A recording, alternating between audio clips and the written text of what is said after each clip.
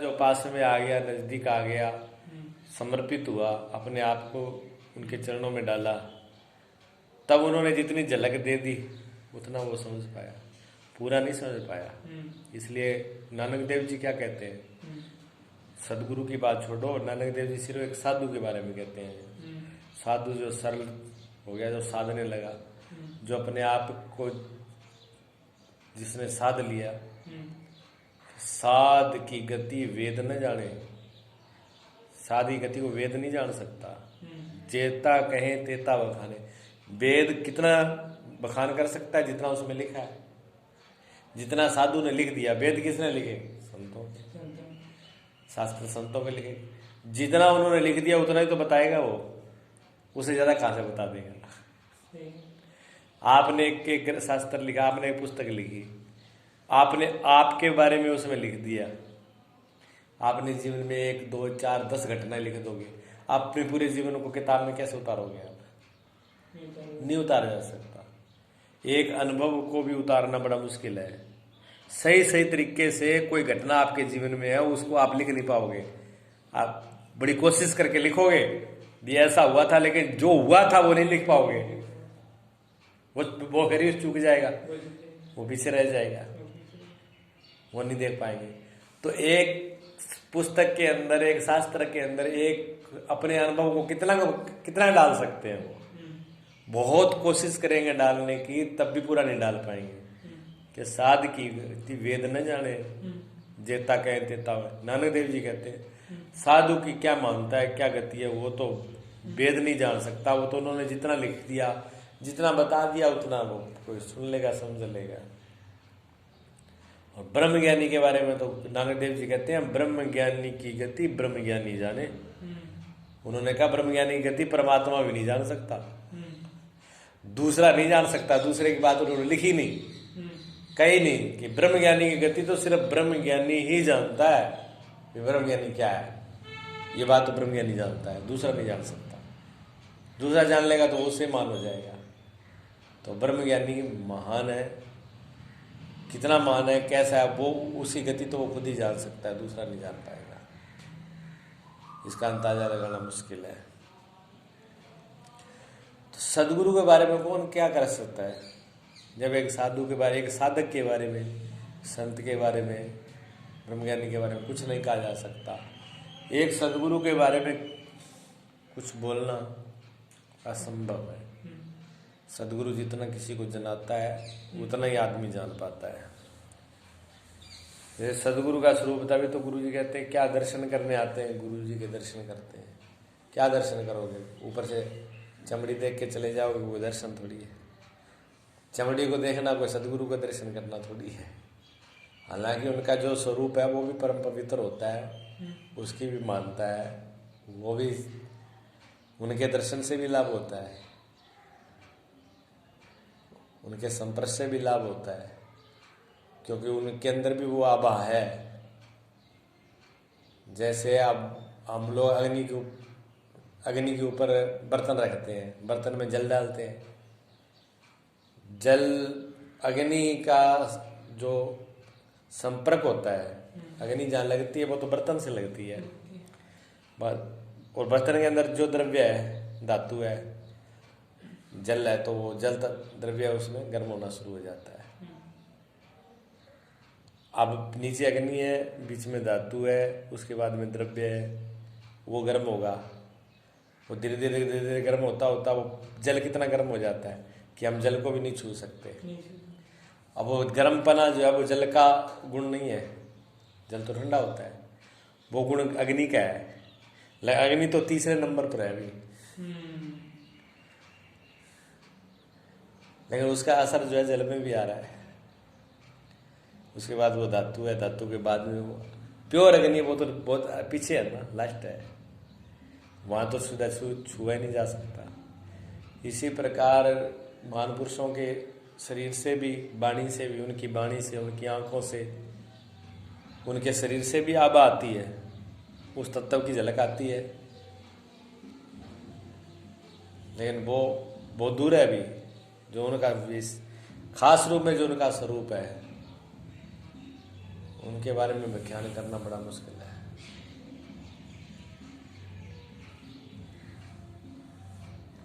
अखंड मंडलाकारं व्याप्तं येन चराचरं तत्पदं दर्शितं तस्मै अखंड मंडलाकारं।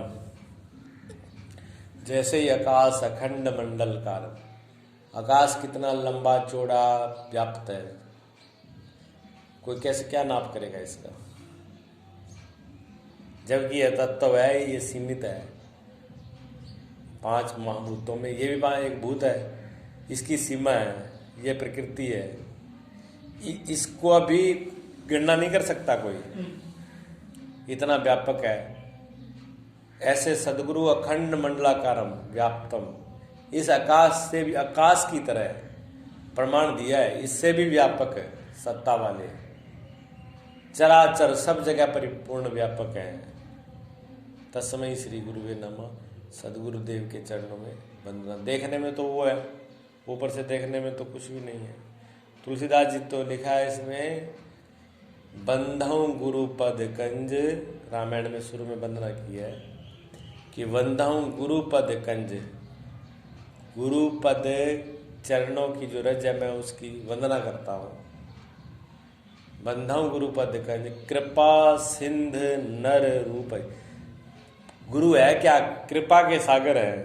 गुरु का स्वरूप जो है ना वो कृपा का सागर है। गुरु ये नहीं कहा कि काले हैं, पीले हैं, सफ़ेद दाढ़ी वाले हैं, काली दाढ़ी वाले हैं, इतना बड़ा कद है उनका, कि 4 भुजा वाले हैं, 4 2 आंखों वाले हैं, कि 2 कान वाले, ये बात नहीं कही उन्होंने कहा करुणा के सागर। उनका स्वरूप जो है ना, रूप है वो करुणा का है। और करुणा भी छोटी मोटी नहीं है कि माड़ी थोड़ी बहुत करुणा कर दी, बूंद जैसे बूंद टपकती है कहीं वर्षा से, जैसे वर्षा की बूंदें आती हैं, जहाँ कहीं शहद ऊपर लगा हो, शहद में से कोई बूंद गिर रही है, ऐसी नहीं, सागर की तरह है। एक तो बूंद बूंद पानी आना, एक पैप के द्वारा आना, ठीक है, एक झरने से आना, एक नदी की तरह आना। लेकिन समुद्र का मुकाबला करेगा? समुद्र का मुकाबला न झरना कर सकता, न बूंद कर सकती, न नदी कर सकती। तो ये तो ये लिख सकते थे कि उनकी वो जो करुणा है वो एक झरने की तरह हमेशा बहती रहती है, या एक नदी की तरह है, या एक वर्षा की तरह है। उन्होंने ये प्रमाण नहीं कहा, न तो वर्षा की तरह कहा, न झरने की तरह कहा, न नदी की तरह कहा करुणा सिंधु समुद्र। ये सारी चीजें समुद्र में समा जाती है। वर्षा भी समुद्र में समा जाए, नदी भी और झरने भी। कितने झरने हिमालय से बहते हैं, सब समुद्र में समा जाते हैं। कितनी नदियां बह रही हैं, सब उसमें चाहे कितनी वर्षाएं होती है, सब समुद्र में चली जाती हैं। तो करुणा भी उनकी कैसी है, समुद्र की तरह। हाँ, बंधौ गुरु पद कंज कृपा सिंध नर, कृपा के समुद्र है। नर रूप, रूप देखने में क्या है, नर, हम नर क्या, नर तो आदमी है, नारायण नहीं कहा यहाँ पर, कहते देखने में तो नर जैसे ही है। और सदगुरु का अगर ऊपर से रूप को देखें तो ऊपर से देखें तो क्या वो ऊपर से देखने वाला रूप उनका आदमी जैसा नहीं है? जैसे हमारे 2 हाथ पैर कान है, उनके भी लग रहा है ऐसे ही। यही भ्रम हो जाता है ना, भ्रम यही होता है कि जैसे ये खाते हैं वैसे हम खाते हैं, जैसे ये सोते हैं वैसे हम सोते हैं, जैसे 2 कान नाक इनके हैं वैसे हमारे हैं हाथ पैर, जैसे भाषा ये बोलते हैं वैसी भाषा हम बोलते हैं। फिर इनमें हमारे में फर्क क्या है? लेकिन शिष्यों ने उनको भगवान कहा, और भगवान ऐसे ही नहीं कहा। भगवान को देखने की आंख शिष्य के अंदर रही है, शिष्य के अंदर वो आंख आई है तब भगवान देख पाए हैं वो। और जब तक आंख नहीं आती तो वो देख ही नहीं पाते उनको, और देख नहीं पाते तो क्या होता? कुछ नहीं, मिलना ना मिलना एक बराबर। क्या समझते? तो नर रूप, देखने में तो नर के रूप है। आगे क्या लिखा? नर रूप हरि, हरि कहते हैं परमात्मा को। देखने में ही नर रूप है, वास्तव में वो हरि है। हकीकत में तो वो परमात्मा ही है। बंधाऊं गुरु पद कंजे, गुरु के चरण कमलों की रज की मैं वंदना करता हूँ। दया के समुंदर हैं, सागर हैं, देखने में नर जैसे हैं लेकिन वास्तव में हकीकत में हरि है। नर रूप हरि, वास्तव में वो हरि है, परमात्मा है। हरि नाम शब्द हरने वाला है, जो सब पीड़ाओं और दुखों को, तापों को हरने वाले हैं, जो संताप को, जन्म जन्मांतरों के संताप को हर देते हैं, जो दैहिक दैविक भौतिक ताप, 3 प्रकार के ताप हैं, शरीर ताप है, मानसिक ताप है, प्राकृतिक ताप है, सबको हर देते हैं, सब पीड़ाओं को हरने वाले हैं। इसलिए हकीकत में हरि हैं, परमात्मा सदगुरु ही हरि है। महामोहतम पुंज, भयंकर महामोह, महामोह रूपी जो भयंकर अंधकार जो पुंज है, पुंज कहते हैं एक समूह को इकट्ठा होना। संसार में जो तम है, जो अंधकार है, वो किसका है? मोह का है। ये मोह जो है ना, जगह जगह पर आदमी कौन बांधा है? मेरी और तेरी दो ही बंधी है, राग और द्वेष मेरा और तेरा, ये जो रस्सी दो ही तो बांधे हुए है। ये 2 रस्सियां हैं आदमी को बांधे हुए हैं, एक राग की, एक द्वेष की है, एक ममता की है, एक नफरत की है। तो ममता और जो मिला हो, जो मिले में ममता है और नहीं मिला हो जिसकी कामना है, ये आदमी को बंधे हुए है। तो इस संसार में हर आदमी मोह में बंधा हुआ है। मोह सकल व्याधिन कर मूला, गोस्वामी जी लिखते हैं कि सारी व्याधियों की मूल जड़, सारी व्याधियों की मूल बीमारी जो है वो मोह ही तो है।